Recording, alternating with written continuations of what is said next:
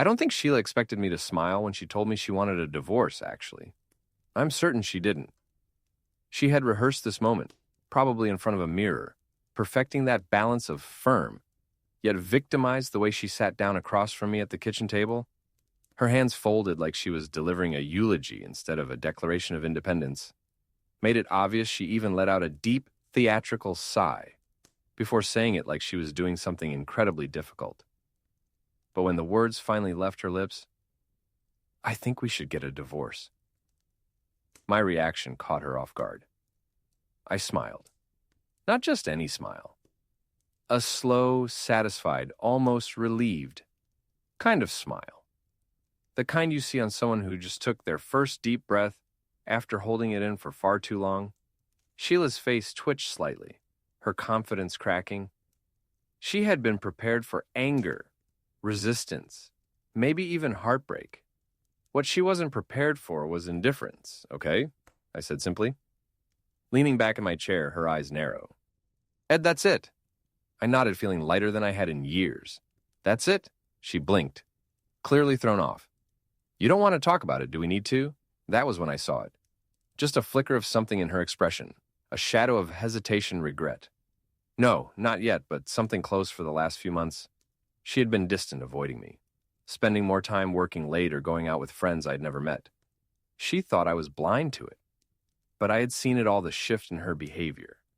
The way she suddenly started caring more about how she looked when she went out, but never when she was home with me, the way she smiled at her phone, but barely looked at me. So, no, I didn't need to talk about it, because I already knew what this was. Sheila had someone else, and she thought she was upgrading. That's why she expected resistance. Because that's how these things usually go. The husband begs, pleads, makes promises. The wife sighs, says it's too late, pretends to be sad, but secretly enjoys the power of watching her husband unravel, but I wasn't going to give her that satisfaction. Instead, I stood up, stretched my arms, and let out a relaxed sigh. Honestly, this is great news, Sheila. I was starting to wonder how long we were going to keep pretending. Her mouth opened slightly, but no words came out for the first time. In a long time, she was the one who didn't know what to say. I gave her a reassuring pat on the shoulder before heading toward the fridge to grab a beer. "So, do you want to split our things now, or should we do it over the weekend?" I asked, casually. She didn't answer right away, probably because this wasn't how it was supposed to go. But that was just the beginning. She thought she was the one leaving me behind. She had no idea she was about to lose everything. Sheila didn't answer me right away. She just sat there, her carefully rehearsed script falling apart in real time. I could almost hear the gears in her head turning, scrambling to figure out why I wasn't reacting the way she had expected she had play. Ned this divorce like a chess move, assuming I'd fall apart the moment. She declared checkmate. What she hadn't realized was that I had already left the game long before she made her move. I took a sip of my beer and casually leaned against the kitchen counter watching her. So I prompted, raising an eyebrow. Her lips parted, but no words came out. Then finally, she managed to recover. "I think it would be best if I handled the paperwork first," she said, regaining some of her confidence. "We don't need to rush through this translation." She had more things to arrange before she fully cut me off. "Probably with her mystery man, sure," I said, nodding. "Take your time." Her eyes flickered with uncertainty. She had expected resistance, anger, maybe even an argument. But all she got was calm acceptance. It was already messing with her, and that was just the beginning. That night, I started laying out my own plans. If Sheila thought she had control of the situation, she was about to get the wake-up call of her life first. I made a few phone calls. My lawyer, an old friend who owed me a favor, was more than happy to help. I sent over everything: bank statements, property deeds, even a few little details Sheila didn't think I knew about. Then I checked our joint accounts. Sure enough, there had been some unusual transactions lately, money withdrawn and increments disappearing. Without explanation, Sheila had been preparing for this for months. What she didn't know was that so had I. Over the next few days, I moved fast. While Sheila was busy spending time away from home, I was making sure everything important was securely under my name. She had assumed she was in control, but she had underestimated me. Then I started dropping subtle hints. The first one was over breakfast, so, "Do you have a new place lined up?" I asked casually as I poured myself a coffee. Sheila, still in her silk robe, looked up from her phone. "Excuse me, well," I said, taking a sip. "I assume you wouldn't be asking for a divorce if you didn't have a plan. You wouldn't leave yourself without a place to go, right?" She hesitated. "I was thinking of staying here until everything is finalized." "Ah, there it is." She expected to stay in the house I paid for while I moved out, like some kind of unwanted guest. I smiled. "That's not going to work for me." Her eyes narrowed. "What I mean? You asked for a divorce."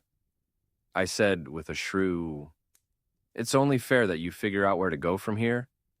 I wouldn't want to be in your way." Her fingers tightened around her coffee mug. "That's not how this works." "Daniel, actually," I said, tilting my head, "it is." I could see it then, that first real crack in her confidence. For the first time, she was realizing that maybe she had miscalculated, and I wasn't done yet. The day after Sheila dropped her little divorce bomb, I noticed something interesting.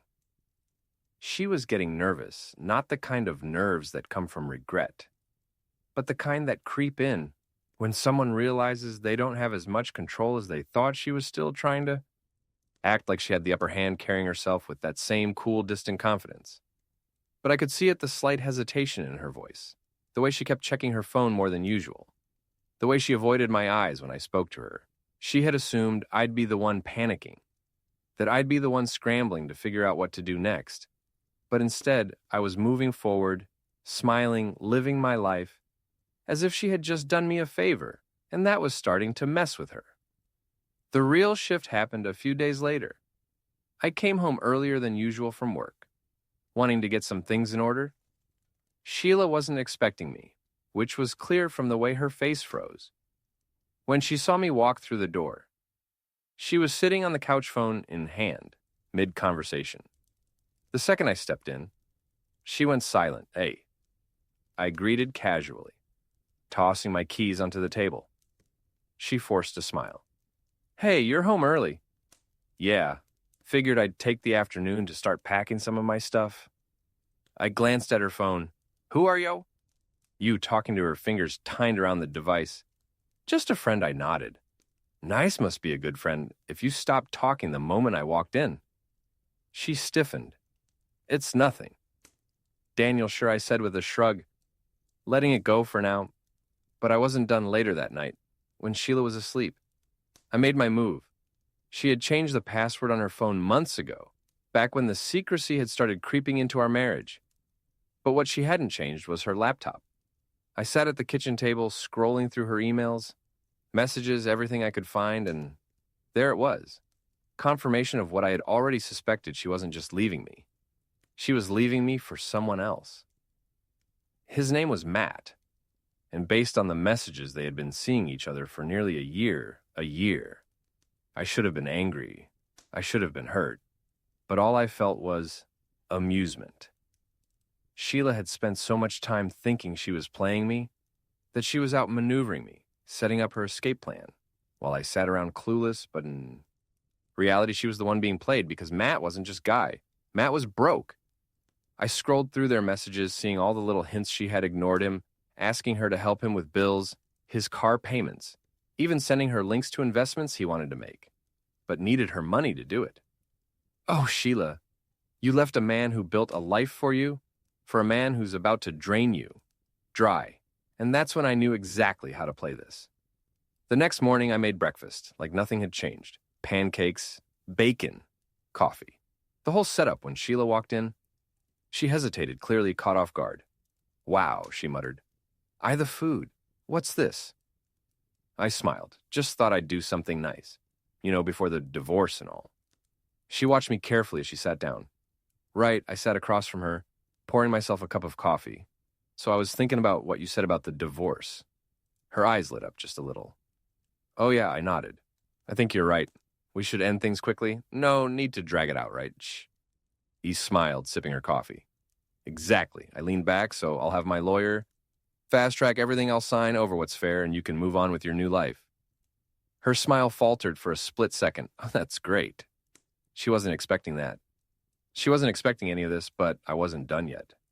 Sheila thought she was winning. She thought she had everything lined up, that her new life was just within reach. She had convinced herself that she was making a smart move, leaving her stable, predictable husband for an exciting new opportunity. What she didn't realize was that she had just walked into a trap, one she had set for herself. I spent the next few days playing the perfect soon Tobe ex-husband. I was calm, agreeable, even supportive. I told her I understood that I wanted her to be happy, that I just wanted to wrap things up quickly so we could both move forward, and she ate it up. The first real test came when she sat me down to talk about the division of assets. I was thinking she started carefully. It might be best if I stay in the house at least for a while, I smiled. Oh, for sure, I get it. Her shoulders relaxed slightly. Good, it just makes sense. Yeah, absolutely, I agreed. It makes perfect sense. She let out a small breath of relief, clearly thinking she had won this round. Then I leaned forward. Just one thing. I said, still smiling, the house isn't in our name. Her forehead creased. I took a sip of my coffee, watching the confusion settle into her face. The house, Sheila. It's not ours, it's mine. She let out a nervous chuckle. What are you talking about? I set my cup down. Remember when I refinanced last year? Yeah, that wasn't just for a better rate. I had the deed transferred solely to my name. I tilted my head, so technically you're a guest here. Her face paled. That's not possible. Oh, but it is, I said. And that means when the divorce is finalized, you'll need to find somewhere else to stay. The silence that followed was golden. She was processing, scrambling, realizing that I wasn't the fool she had assumed I was finally. She scoffed, shaking her head. You're being ridiculous. I'll get half of everything in the divorce. I grinned. No, you won't. And that's when I dropped the real bomb. I reached into my pocket and slid a folded document across the table. Prup Sheila. Her hand trembled slightly as she picked it up. We signed this when we got married, remember? I continued keeping my voice light, and in it we both agreed, what's mine stays mine. Including the house, including my savings. I leaned back, watching the realization dawn on her face. And considering you were the one who filed well, the court isn't going to look too kindly on any request you make. She looked up at me, her mouth slightly open, like she was struggling to find the right words. You really thought you were about to walk away with half of everything? I said, shaking my head. You really thought I was that stupid. Sheila's face went through 1,000 emotions at once, shock, disbelief, and then something closer to fear. I stood up stretchy, hung my arms. You know what the funny thing is? I probably would have given you something if you had been honest, if you had come to me and told me you weren't happy. But instead, you played games, and now I shrugged. Now, you get nothing. She pushed back her chair, standing up fast. You can't just throw me out like this. I raised an eyebrow. Why not? I need time, she stammered. I need to figure things out. I smiled. Should have thought about that before you started dating a guy who can't even afford his own apartment. Her jaw tightened. That was it. The final confirmation she had really thrown away everything. For a guy who couldn't even support himself. I walked past her, heading toward the door. You have a month, Sheila, I said over my shoulder after that. You're on your own. I didn't wait for her response because, for the first time in years, I was the one walking away. The shift in Sheila was instant for months, maybe even years. She had carried herself like she was the queen of this house, like she was the one in control, the one calling the shots, but the moment she realized she wasn't leaving this marriage with half of my assets, that she wasn't getting the clean break, she had fantasized about the cracks in her perfect facade, began to show the next few days were entertaining, to say the least. At first, she tried to act like nothing had changed. She still moved around the house, like she belonged there, still put on that cool, unaffected demeanor, as if my little reveal had just been a minor inconvenience. But I could see the truth in her eyes. She was spiraling. She had planned for every possible reaction I could have. Anger, begging, even trying to win her back. But she had never planned for this. She hadn't expected to be the one caught off guard, and it was driving her insane. The first real crack came when she started picking unnecessary fights. I had just finished making dinner for myself. Steak roasted vegetables, a glass of red wine when she came stomping into the kitchen. "Oh, so now you're cooking for Yai?" "Ourself," she snapped. I cut into my steak completely. Unfazed, yeah, I was hungry. She crossed her arms. "You never used to cook when we were together." I chewed, swallowed, and shrugged. Maybe I didn't feel like it. Back then, she scoffed. "Wow, real mature, Daniel." I took another bite. "You're the one yelling over steak, Sheila." She clenched her fists. "You're just enjoying this, aren't you?" I set my fork down, wiping my mouth, enjoying what this. She gestured vaguely around the kitchen. "Watching me struggle, watching me." I tilted my head, "Watching you, what?" She hesitated, and that was the moment it hit me. She was struggling. I'd assumed she would immediately move in with Matt, her new guy. But the way she was acting, the way she was, still here, still trying to act like she had any power left in this house, it told me something she hadn't admitted yet. Things weren't going as smoothly as she thought they would. Matt hadn't let her move in yet, which meant she had nowhere to go. I leaned back in my chair, suppressing a smear. "Kay, is something wrong?" "Sheila?" She shot me a glare. "Screw you!" Then she stormed out, and I just sat there, sipping my wine, enjoying the moment. The next day, I decided to push things a little further. I had been planning one, decorating the house for a while, but now it was personal. I spent the morning boxing up all of Sheila's things, her clothes, her makeup, her stupid little decorative candles. She insisted on keeping in every room. By the time she came home that evening, the house already looked different. She froze in the doorway, staring at the piles of boxes stacked near the entrance. "What the hell is this?" I smiled, just getting a head start. Her mouth opened, then closed, then opened again. "You can't just pack up my stuff," I shrugged. "It's not your stuff anymore. You said you wanted out. Remember?" She marched over, grabbing one of the boxes and yanking it open. "This is ridiculous. I still live here." I leaned against the wall, arms crossed, actually. You don't. Her eyes snapped up to mine. "Excuse me." I pulled out, my phone scrolling for a second before turning the screen toward her.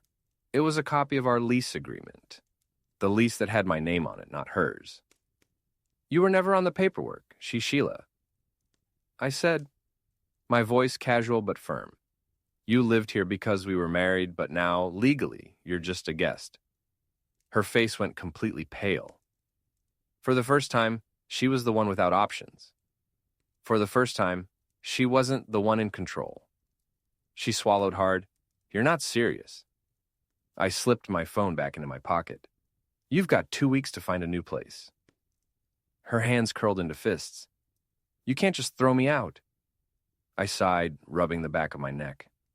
"I don't want to tell you. Sheila, maybe Matt has a couch. You can crash on her jaw clenched at the mention of his name." And that's when I knew, without a shadow of a doubt, Matt wasn't working out the way she thought he would. She had walked away from a stable life, convinced that she was stepping into something better, and now she was realizing she had made the biggest mistake of her life. Sheila was unraveling. I could see it in the way she carried herself, in the way her once perfect composure started cracking around the edges. She was used to being in control, used to manipulating situations to her advantage, but now the script had flipped and she had no idea how to handle it. The next few days were a spectacle. She tried everything: passive aggression, fake apologies, and even an attempt at seduction, which would have been hilarious if it weren't so pathetic. But I stayed calm, unmoved, and completely indifferent. And that was what drove her inane. The real meltdown started when she got a text from Matt in the middle of dinner. I wasn't paying much attention at first. I was too busy enjoying the steak I had made myself. But the second I heard her phone buzz, I noticed the way she stiffened. the way her fingers tightened around the fork, the way her whole demeanor changed in an instant. I leaned back in my chair, watching as she hesitated before picking up her foe. Nay, whatever she saw on the screen made her face go pale. "Something wrong?" I asked casually. Sipping my wine, she forced a tight smile. "No, just something I need to take care of." She stood up abruptly, taking her phone with her as she walked out of the room. I waited a few seconds before following her. She was in the living room, pacing back and forth, phone pressed tightly to her ear. "What do you mean?" she hissed. "You promised." "No, Matt. We talked about this. I told you. I'd have everything ready. No, you don't get to just Matt. Silence. Then she let out a frustrated noise and threw her phone onto the couch. I took that as my cue. That didn't sound good. She whirled around, eyes blazing. "Were you listening to me?" I smirked hard. "Not to when you're practically screaming." She exhaled sharply, running a hand through her hair. "It's nothing, really." I tilted my head because it sounded like Matt just bailed on you. Her jaw clenched. I laughed, shaking my head. "Wow, he really left you hanging, huh? Guess that whole new life, the Nung didn't work out the way you thought it would." "Shut up." "Daniel," she snapped. "No, really?" I continued, my voice dripping with mock concern. "Where are you going to go now? You do have a backup plan, right?" Sheila swallowed hard, and that's when it hit me. She didn't for months. She'd been so confident, so smug, thinking she had everything figured out. She thought she was upgrading, trading me in for something better. But now she was standing in front of me completely. Lost, completely, alone. And she had no one to blame but herself. The next day, I took things one step further. I had been patient, letting her come to terms with the fact that she had made a mistake. But now it was time to speed things up. While she was out, probably trying to figure out where the hell she was going to live, I changed the locks. It was completely legal. I owned the house, she wasn't on the lease, and she had already filed for divorce. I had no obligation to let her stay. So when she came home later that night and tried to open the door only to find that her key didn't work, I sat back on the couch and waited. The banging started almost immediately. "Daniel," she shouted. "Daniel, open the damn door." I took my time finishing my drink before finally standing up and opening the door just enough to look at her. Her face was flushed, her eyes wild. "What the hell did you do?" I smiled. "Oh, I just figured. Since you're leaving soon?" Anyway, there was no point in keeping the old locks. Her hands curled into fists. "You can't do this." I leaned against the doorframe. "I can," and I did. She stared at me, breathing heavily. Then her face crumbled. "Daniel, please. I don't have anywhere else to go." I raised an eyebrow. "Not my problem, Sheila." She swallowed hard, her eyes darting around like she was looking for an escape.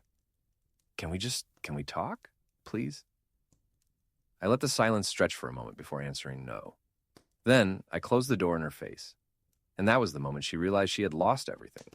I didn't check the peephole. I didn't need to. I could hear her breathing through the door short, panicked like a trapped animal that suddenly realized the walls were closing in. Sheila had always been good at putting on a show, at keeping her emotions locked up behind that smug little smile of hers. But right now she was unraveling. I waited 5 seconds, 10. Then knock, knock, knock. It was different this time. Not the angry pounding from before. This was desperate, controlled pleading. "Daniel," her voice was softer now, barely above a whisper. "Please, can we just talk?" I exhaled slowly, letting my fingers rest on the doorknob. If this had been a few months ago, maybe even a few weeks ago, I might have caved. I might have let her come back inside, let her spin some manipulative excuse, let her win, but not anymore. Not after everything. I turned around and walked away the next morning. I stepped outside to get my mail, half expecting to see Sheila curled up on the porch, but she wasn't there. Instead, there was a single crumpled note stuck between the door and the frame. "Hey, Daniel, please. I need to talk to you. Just 5 minutes, please." "No, I'm sorry. No, I made a mistake. I need something from you." Typical Sheila. I didn't bother replying. I'd already given her too much of my time, too much of my energy.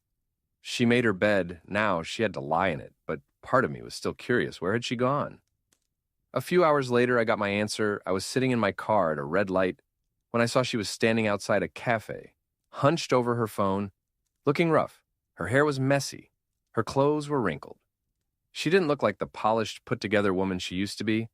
And the best part, she wasn't alone.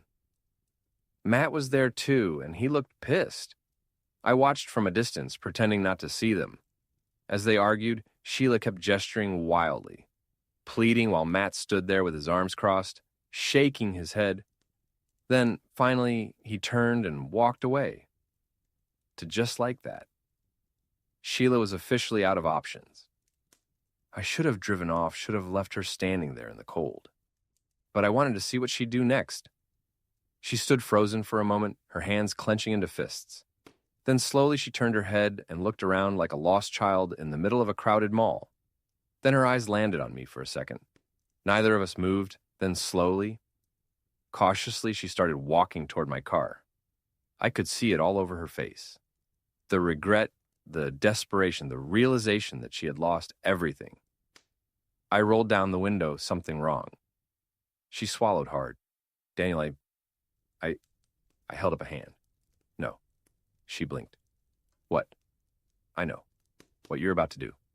I said, you're about to say, you're sorry. You're about to tell me. You made a mistake, that you were confused, that you didn't know what you were doing. And then after that, you're going to ask me for help. Sheila's eyes flickered. But here's the thing, I continued. I don't care. She sucked in a sharp breath. I gave you everything I said. I gave you a life, a home security, and you threw it all away because you thought you could do better. Her lips trim. Bled, I wasn't thinking. I smirked. Yeah, that much is obvious.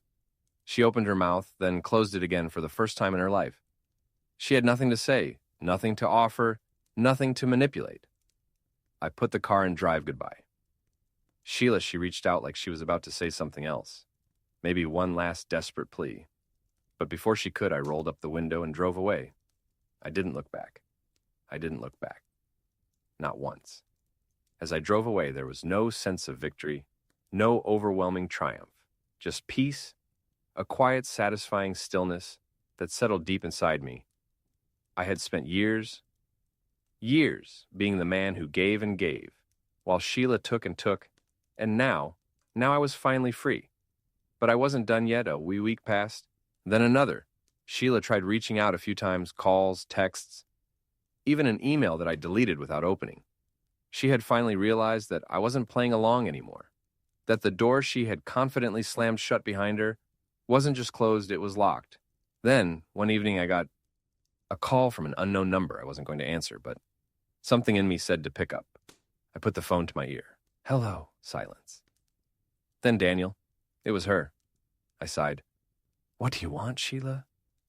She hesitated, her voice quieter than I had ever heard it. I wanted to say, I'm sorry. I leaned back in my chair, letting the words hang in the air. For what? For everything she admitted, for taking you for granted, for thinking I could just walk away and have it all work out. I didn't say anything. I lost everything, she whispered. Matt's gone. My savings are almost gone. I don't even have a real place to stay anymore. I should have felt bad for her, should have felt something, but all I felt was nothing. I had spent too much time caring, too much time hurting. That part of me was gone now. She let out a shaky breath. I know I can undo what I did. I know I don't deserve anything from you, but I wanted to say it. I wanted you to know that I understand. Now, I closed my eyes for a moment, then exhaled. Okay, I said. Simply, she waited, probably expecting more. A second chance. A sign of weakness, but there was nothing left to give her. She had made her choices now. She had to live with them. Goodbye. Sheila. I said, my voice steady. She didn't respond, just a soft, resigned exhale. Before the line went dead, I put the phone down, feeling lighter than I had in years. And with that, I moved on for good.